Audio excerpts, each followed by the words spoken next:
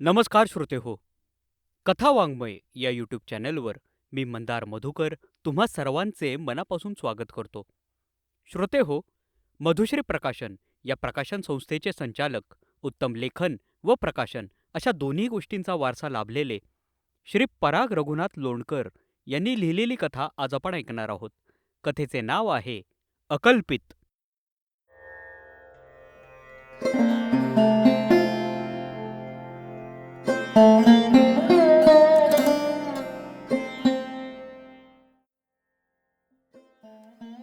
दोन मिनिटं फोन करू का?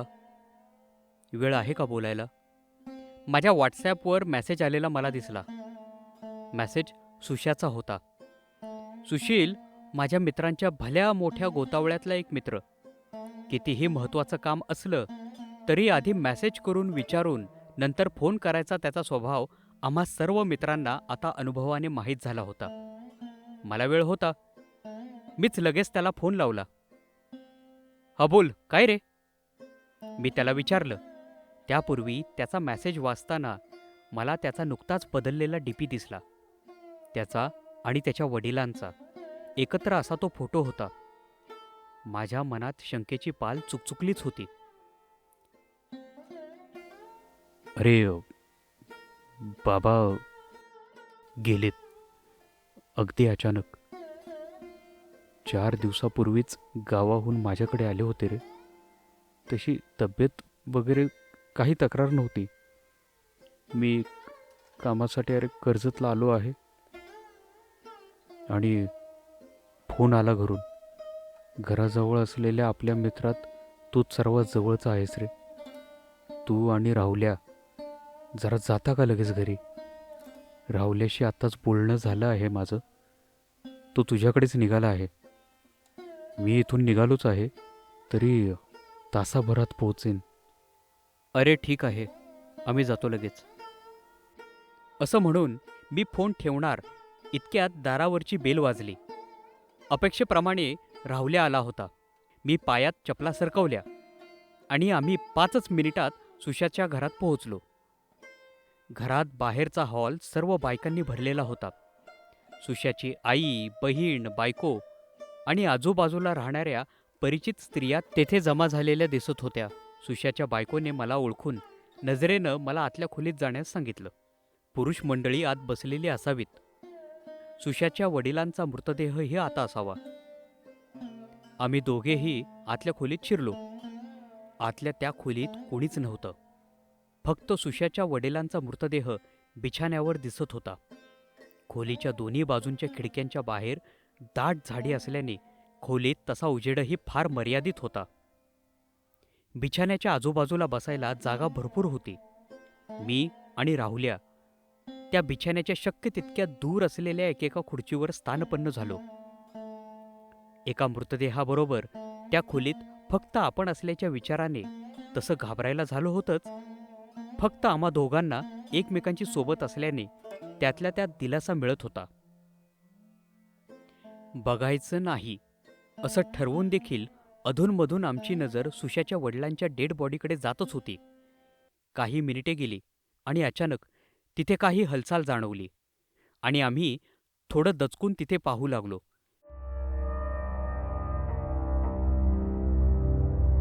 मोठ्या कष्टानं सुशाचे वडील हळूहळू एकदम उठूनच बसले. ते दृश्य पाहून आम्ही गर्भगळीतच झालो. आम्ही काही रिॲक्ट होणार इतक्यात अचानक आमच्याकडे पाहून सुशाचे वडील बोलूही लागले. आपल्या डोळ्यातून अश्रू गाळत ते आम्हाला म्हणाले, अहो, 4 दिवसापूर्वी आम्ही इथे आलो तेव्हा काडीचंही दुखणं नव्हतं हो. अचानक छातीत कळ आली आणि काही क्षणात होत्याचं नव्हतं झालं. भूत, भूताटकी या गोष्टीवर माझा आत्तापर्यंत विश्वास अजिबात नव्हता. पण हे सारं प्रत्यक्ष पाहून माझी, म्हणजे खरं तर आमच्या दोघांची भीतीनं गाळणच उडाली. अगदी बोबडीच वळली. सुशाच्या घरी मी इतर मित्रांच्या बरोबर 1-2दा गेलो होतो. खोलीच्या दुसऱ्या दरवाजातून स्वयंपाकघरात शिरून मागील दरवाजाने बाहेर पडता येतं हे मला माहीत होतं. मी ताडकन उभा राहिलो.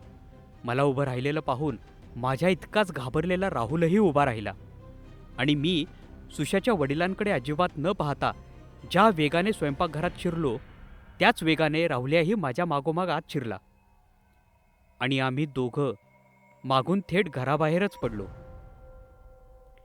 मला गरगरायलाच लागलं होतं.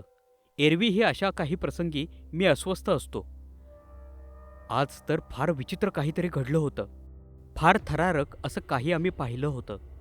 बाहेर पडून घरासमोरच्या एका झाडाच्या पायथ्याशी पॅन्ट वगैरे खराब होईल वगैरे काही विचार न करता आम्ही सरळ बसून गेलो. एकमेकांशीही काहीही बोलण्याची आमची मनस्थिती नव्हतीच. जे पाहिलं होतं ते थरकाप उडवणारच होतं. फक्त भूताकेतांच्या गोष्टीच वाचलेलं आम्ही प्रत्यक्ष अनुभवलं होतं. काही वेळ गेला आणि आम्हाला सुशाची गाडी दुरून येताना दिसली. आमच्यात उठण्याचं त्राण नव्हतंच. आम्ही तसेच बसून राहिलो. सुशानं गाडी दारासमोर पार्क केली आणि आम्हाला असं घामाघूम होऊन खाली बसलेलं पाहून तो आमच्याकडेच आला. वडिलांच्या मृत्यूची बातमी अचानक ऐकायला लागल्यामुळे तो हादरलेला स्पष्ट दिसत होता. अरे, बाबांची घरीच डेथ झाल्याने पोस्टमार्टमसाठी बॉडी न्यावी लागली आहे असं मला नंतर कळलं. आता काही तास तरी थांबावंच लागेल. पण तुम्ही असे बाहेर का बसला आहात? तो आम्हाला म्हणाला. अरे, आम्ही आत गेलो होतो, पण मी काही बोलण्याचा प्रयत्न करत होतो. पण इतक्यात सुशानंच आम्हाला विचारलं, आणि अरे, आत काकांना भेटलात की नाही? तेही आलेत बाबांबरोबर गावाहून. काका म्हणजे माझ्या बाबांचे सख्खे जुळे भाऊ. त्यांचीच खरं तर तब्येत थोडी बरी नाहीये. पण अचानक बाबांनीच या जगाचा निरोप घेतला रे. काकांनाही खूप धक्का बसला आहे याचा. ही म्हणत होती फोनवर.